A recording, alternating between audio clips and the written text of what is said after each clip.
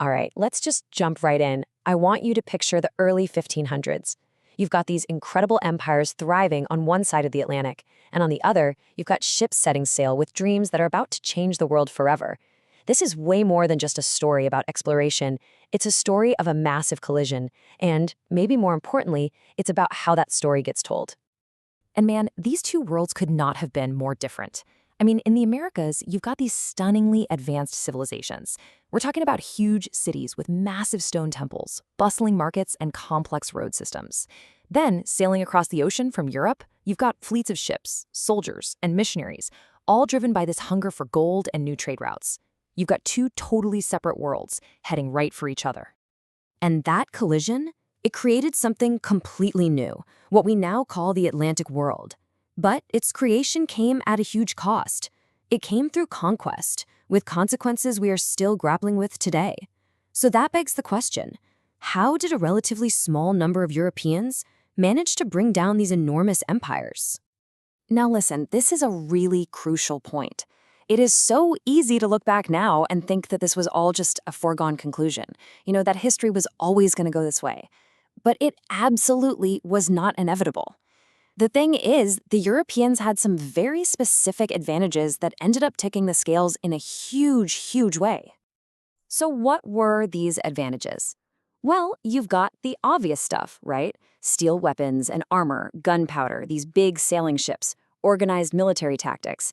And yeah, they all played a part, for sure.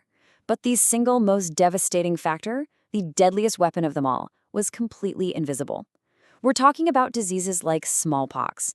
The indigenous populations had zero immunity, and it just spread like wildfire, wiping out millions and shattering the very foundation of their societies. And the result of all this upheaval is what historians call the Atlantic world. And this is such a good reminder that this was never just a European story. What was created was a brand new global system, this massive interconnected web linking three continents, a web built on American silver, Caribbean sugar, and, tragically, the forced labor of millions of Africans and indigenous peoples. But all of this brings up a really critical question, and it is a big one. For centuries, the story of what happened during this time has been told from one main perspective. So you have to ask yourself, whose version of history are we actually reading?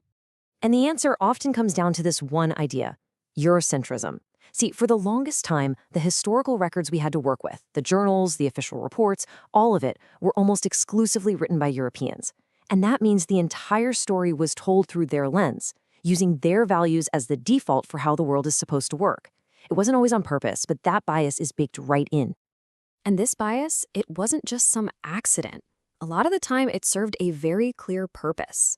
Think about it. If you portray indigenous peoples as backward, you can frame the conquest not as a violent invasion, but as this noble quest to civilize them. It was a justification, a way to make the whole colonial project sound righteous. So, if you're a modern historian, what do you do with all this? Well, you pretty much have to become a detective. You can't just take these old sources at face value anymore. You have to learn how to read between the lines, check them against things like archaeology and oral traditions, and basically hunt for clues to piece together a much more complete and a much more accurate picture of what really went down. And once you start digging, you realize there's not just one way to look at this history. Some historians focus on those European advantages, and from that perspective, the conquest looks almost inevitable. But then others shift their focus to indigenous agency, to all the incredible stories of resistance, adaptation, and survival against all odds.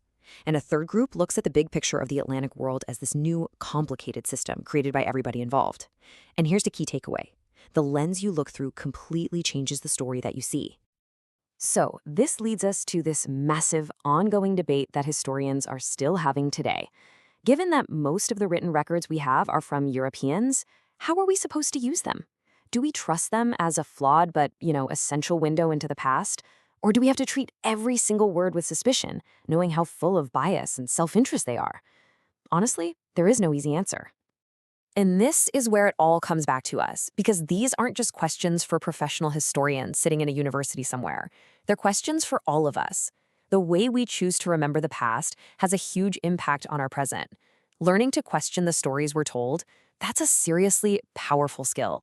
So the next time you come across a story about the past, doesn't matter if it's in a book, a movie, anywhere, I want you to start by asking yourself a few simple questions. The first one is easy. Who is telling this story? And then you ask, what's their goal here? What are they trying to accomplish with this story? Are they celebrating a victory? Are they trying to justify something that happened? Every storyteller has a motive. And now, for what might be the most important question of all. Whose voice is missing? Who isn't being heard in the story? Whose perspective has been totally silenced or ignored or just lost to time? Because once you start to really imagine what those missing voices might have said, you start to realize that history isn't just a bunch of facts carved in stone. It's an argument. It's an interpretation. It's a conversation that is still happening right now. And finding those missing pieces? Well, that could change everything.